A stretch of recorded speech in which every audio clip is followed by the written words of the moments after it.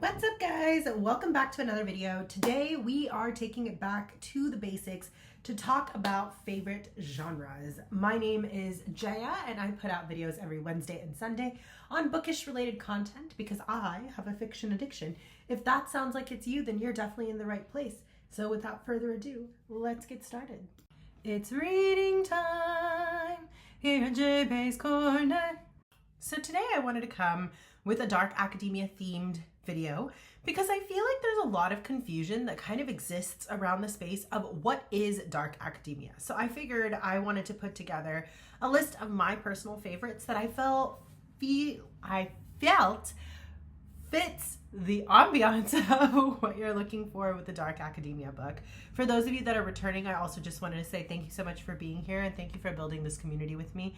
I absolutely adore books, and so being able to share that with other people who also love books is just so special for me.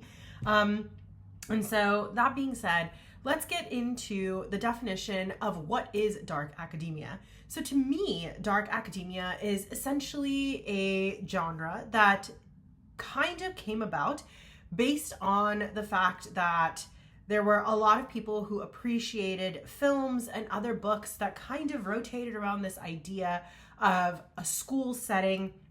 It's very academic. This is like elite level schools.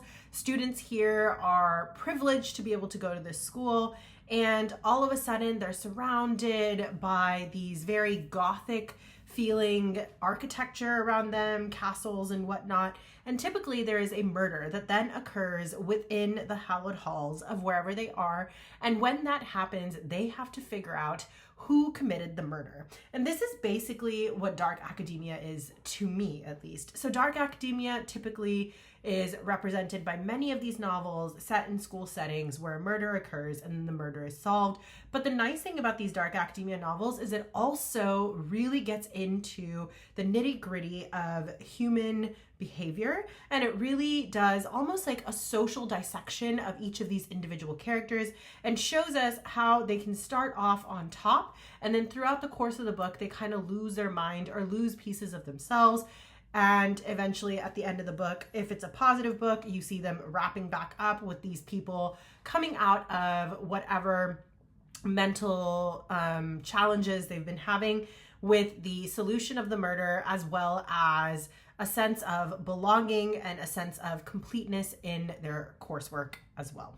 Now, I also wanted to get a feel for how dark academia is assigned on the internet. And so when I was looking it up, it said, dark academia is a fusion of intellectual pursuits, vintage fashion, and an appreciation for old world architecture. And I think that's so true, like very Gothic Victorian vibes, the prep school kind of outfits, and then fancier, nicer outfits, like I said, elite level education. And then of course you have the intellectual pursuits that are also taking place. Simultaneously, there's usually a death or a murder or a degree of exploration of the concept of death as well.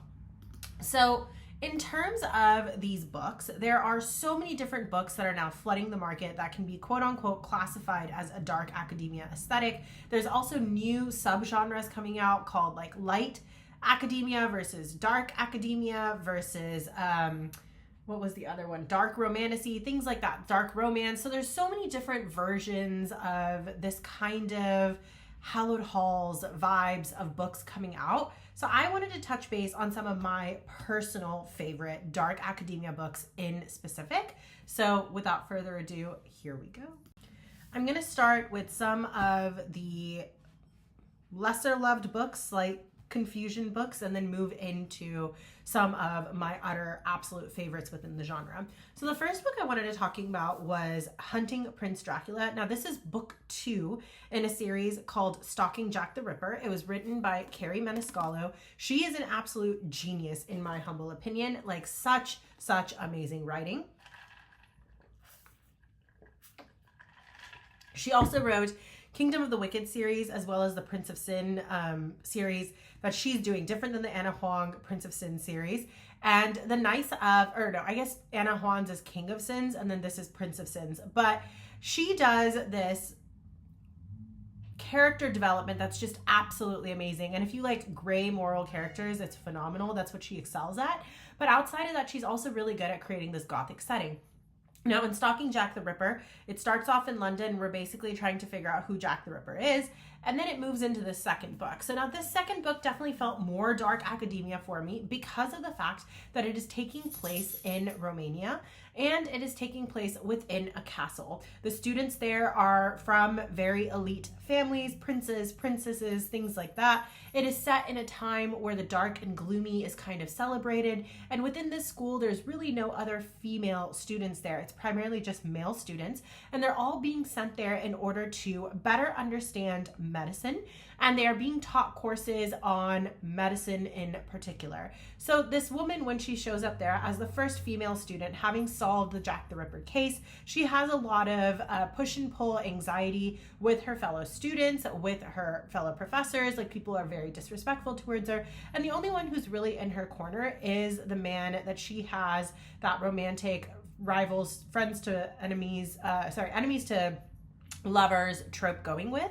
And in the midst of this castle, while she's trying to figure out her way, and also like is just trying to acclimate to the castle, the legends surrounding the castle, the supernatural that's talked about in terms of Count Dracula and all this other stuff, they start discovering murders that are taking place. Now, the murders that are happening are basically women and men who have shown up dead, who are completely drained of blood.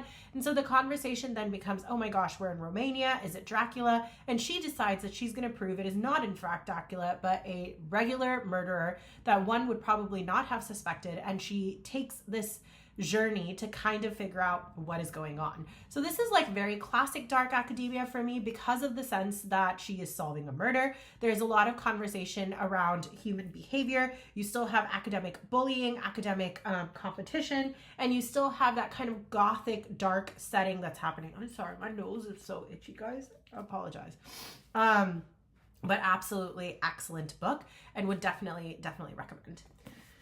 So that is the first book. The next up that I have here is actually a book that I read this month for one of my book clubs, and it is The St. Ambrose School for Girls.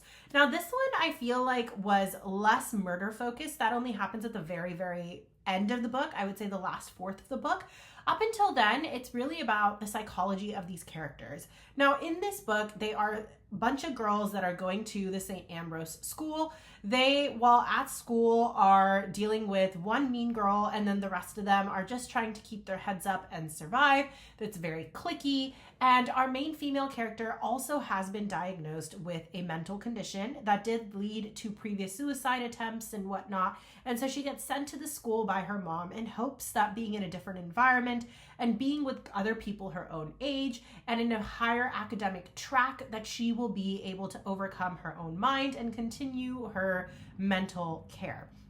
Our main female lead character fits the classic stereotype for a dark academia book. She is dark, she is broken, she is confused, she can't trust her own mind, and yet she is absolutely brilliant. Now, while she's trying to acclimate to school, closer to the further end of the book, you do have that death that occurs, and then the rest of the book is basically them trying to figure out who committed this murder. And the character that dies, it's like it's very understood that this is well deserved, I guess, but it doesn't necessarily negate what happens throughout the course of the book from there.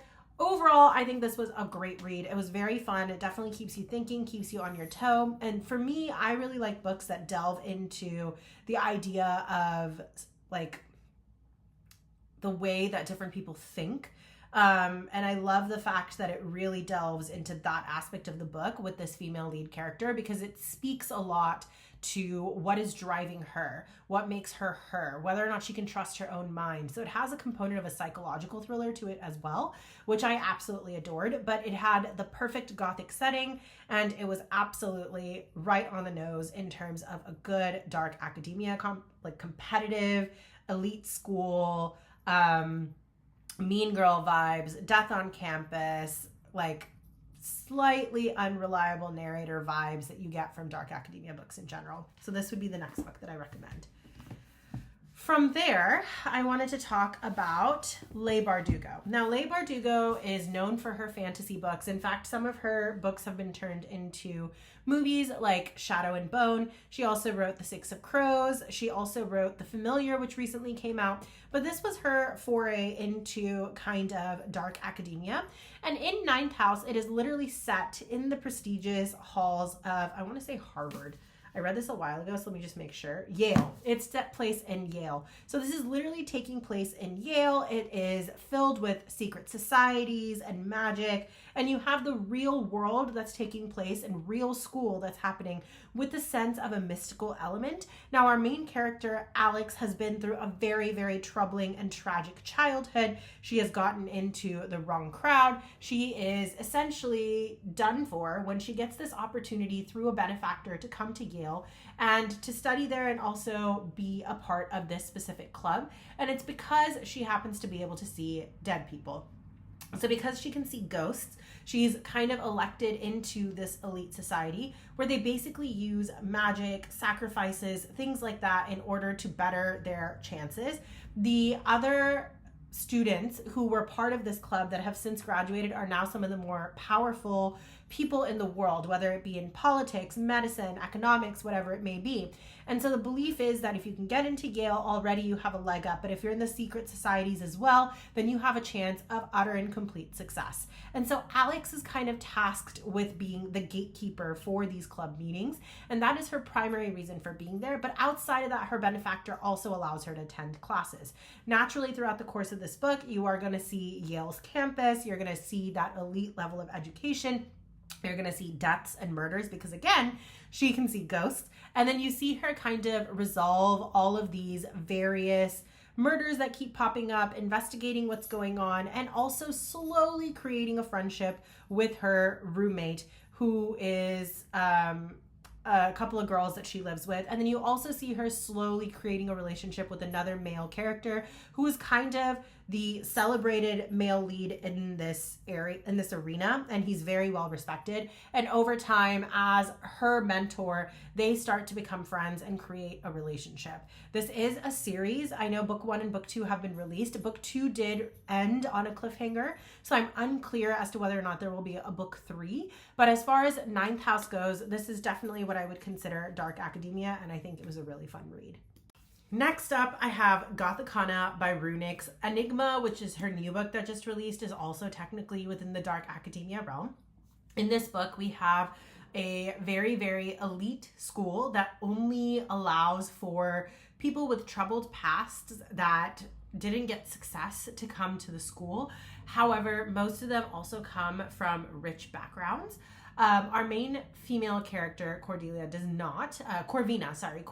not. She comes from humble backgrounds. Her mother was a schizophrenic who was considered a witch by the local town people, and she essentially ends up in an asylum. So her daughter is then told that she has this opportunity to go to the school, which is essentially a university or a college setting. There she meets Vad, who happens to be a PhD student who's also a teacher at the same time, and an unlikely romance starts. Now, in the midst of all of this, and Corvina trying to figure out where she belongs and fitting into the castle and hearing the dark sides of the university and what has happened at the castle before, she starts realizing that there are deaths that are starting to occur. People killing themselves, her previous roommate having died, all of these things happening and no one understanding why it is happening the way that it is. I don't want to give too much away about this book because I will be talking about it again in my reading wrap up that I'll be doing for the month of August, so stay tuned for that. But I will say this was an absolutely atmospheric, great dark academia book. It definitely is very heavy on the romance too, and it is spicy. Many of these books do tend to be spicy. The first 3 that I talked about though are not very spice heavy, but this one is definitely on the spicier side. So I just wanted to put that out there too. The next book that I have here is In My Dreams, I Hold a Knife. Now, this one felt like very, very classic dark academia to me. This is a book that is basically set in a school setting, and it's told from the perspectives of the present as well as the past. from the standpoint of one particular student. She basically starts attending this private school, and when she shows up, she becomes a part of a clique of 6 students. Now, these 6 students kind of held all the power on campus, and they had students from all different backgrounds in terms of what they wanted to pursue, but they were like the it clique. Now, within this it clique, one of the characters ends up dying during their time at university, and the murder was never truly solved. So there's now a class reunion that's taking place, and our main female lead character ends up going back for this class reunion. She is a very flawed character. So there are moments when you truly hate her, and there's moments when you truly can appreciate her, but again, that slight unreliable quality that is there. And she basically embarks on trying to figure out who actually committed this murder. Now, throughout the course of this book, because you're getting flashbacks as well as present day scenes, you get a little bit more feel for each of the different characters. I think the characters were just developed so well. The fact that the reunion where the murder is being investigated, as well as the original death and the original relationship between these students being formed at school, this was like prime dark academia for me. The university is also described as being very established and older, stone walls, like that type of thing. So you're definitely getting that dark academia element from the setting of the school itself as well. And I just think it did such a good job of exploring all of these different characters' personalities and their social drives and who they are as people on both the light and dark side of spectrum of personality, as well as trying to resolve who committed this murder. So I think In My Dreams, I Hold a Knife was an absolutely wonderful book. I actually ended up finishing this in one sitting. It was so good. Definitely recommend. Moving on, the next book I have here is The Library of the Unwritten. This is a absolutely brilliant book where basically you have a bunch of books that have never been finished with stories that are untold that get sent to a library in hell. Now, within hell, there is a librarian whose primary job is to ensure that the characters from these unwritten fictional books do not escape their pages and run amok, because they can cause heyday. Now, if they do get out of their books, they typically want to go back to the real world in order to sit down and talk to their writer so that the writer is motivated to finish the book, which can then lead to a lot of crazy things happening because the writers recognize these characters to a certain extent, but they never finished the book and they never fleshed out the full character.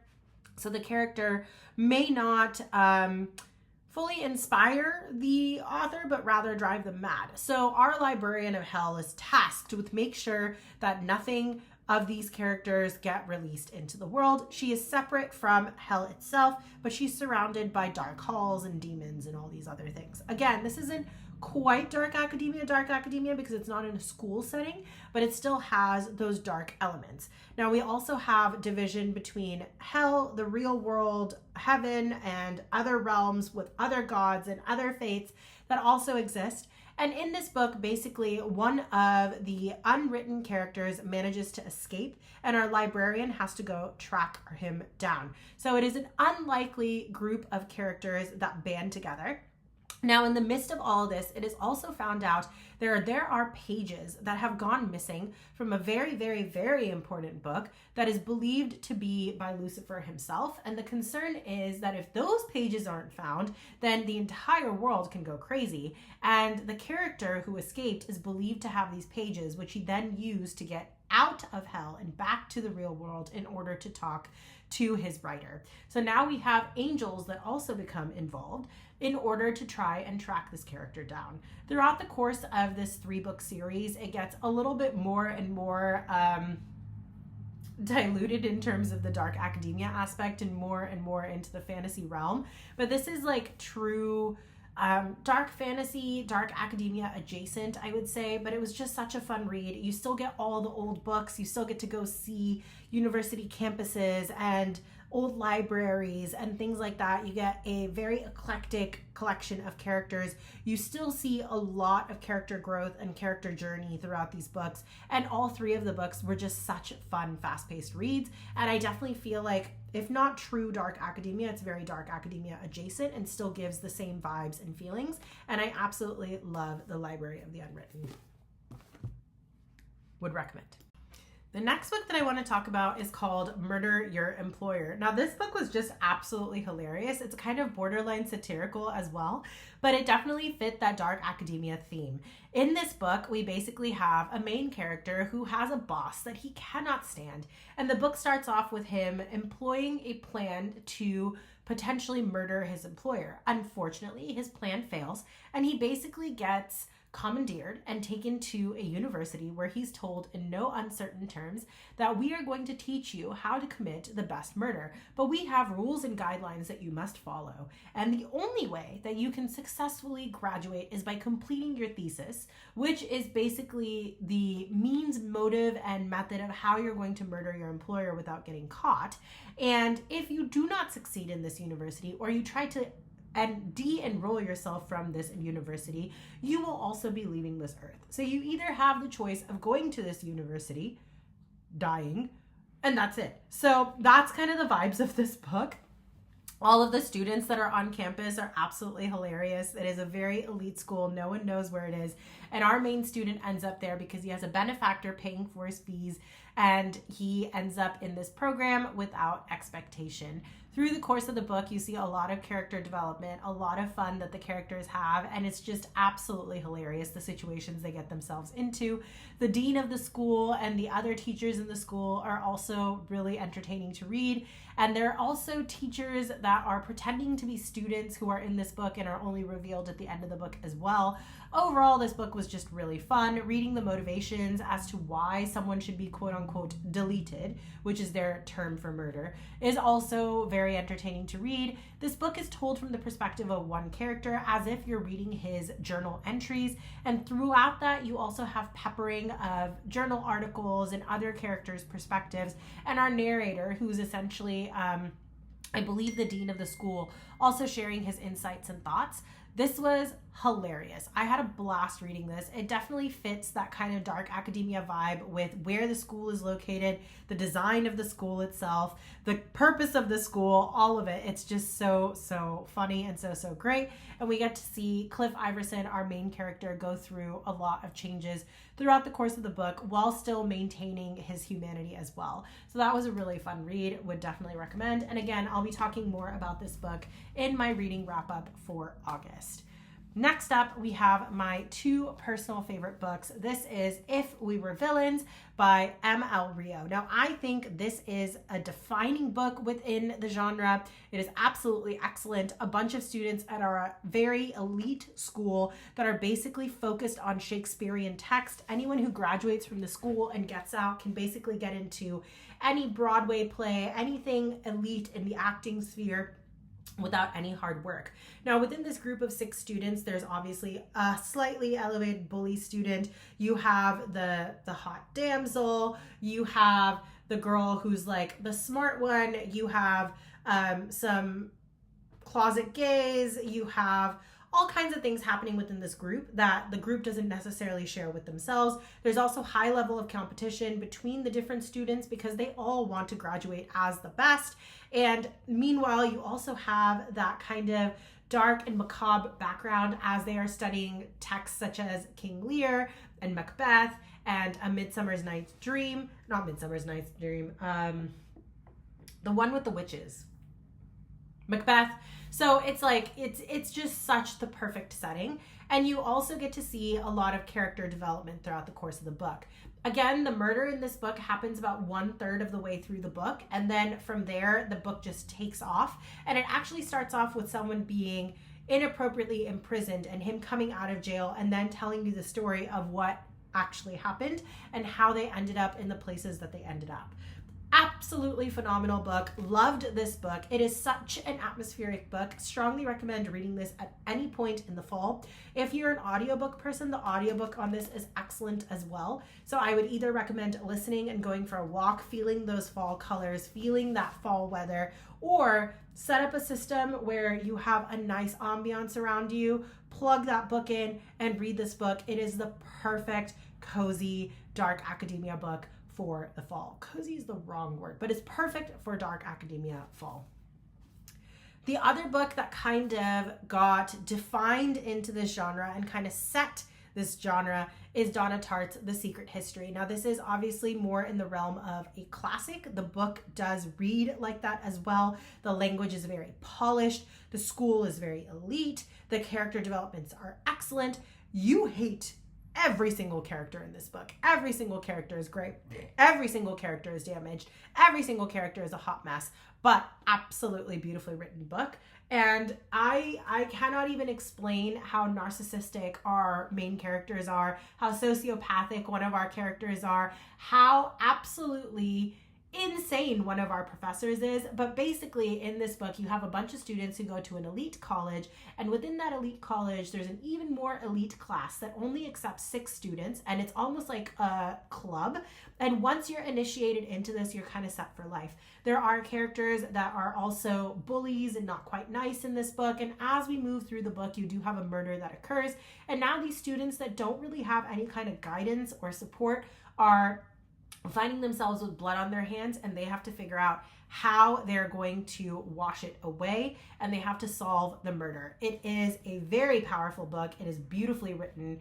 It is 100% a 5-star read for me, and I was angry and miserable through most of this book while I was reading it because none of the characters are redeemable, but it is such a well-written book and perfect for the dark academia genre. And then last but not least, I have to talk about the book that for me started it all, that I realized is true actual dark academia. I mean, you have magic, you have castles, you have murders, you have deaths, you have chosen ones, you have bullying, and you have, you know, student strife, you have character development, coming of age, all of this stuff. Harry Potter, my friends. Harry Potter, in my humble opinion, is the epitome of dark academia, with the castle, the magic, the characters, Voldemort, the murders, the deaths, all of this stuff that Harry has to go through. Yes, I love the Harry Potter series. I grew up with them as a child. I feel like it is a piece of who I am. And it wasn't until I started doing this video and thinking about, you know, what books would be defined as dark academia that I realized how much this actually fits into that genre. But I do think that this was the original children's dark academia that came out. There are books that are young adult that do also fit into this. There are some books that I actually read this month that I'll talk about in the reading wrap up that actually fit into the young adult component of dark academia. I also feel like A Good Girl's Guide to Murder and things like that could potentially fall into dark academia, but Philosopher's Stone or a Sorcerer's Stone, depending on which version you read, is definitely a dark academia book. And I absolutely adored every second of it. Would strongly recommend the Harry Potter series if you haven't read it yet. I don't think it matters what age you are. There's magic in this book for everyone. And I just feel like it needs to be appreciated, especially by our dark academia lovers. And that brings me to the end of this video. If you guys made it this far, thank you so much for watching. I know this was a bit of a rambling one, but I definitely felt like I needed to talk about some of my favorites because dark academia is probably one of my favorite genres of all time, and I just had to share it with you guys. I hope that if you're new here, you enjoyed the video. If you did, definitely consider hitting that subscribe button or that notification bell so you don't miss out on any other content. I put out videos every Wednesday and Sunday, primarily on bookish related content. Every once in a while, there'll be a random twist thrown in there as well. For those of you that are returning, once again, thank you so much. This community means the world to me. It's been so nice to be able to explore all of these various books and genres with you guys, and I can't wait to continue the reading journey. Wherever you are, whether it's morning, evening, or night, I hope you're having a wonderful, safe, loving time with all of your loved ones and your family, and I will catch you guys on the next video. Bye, guys.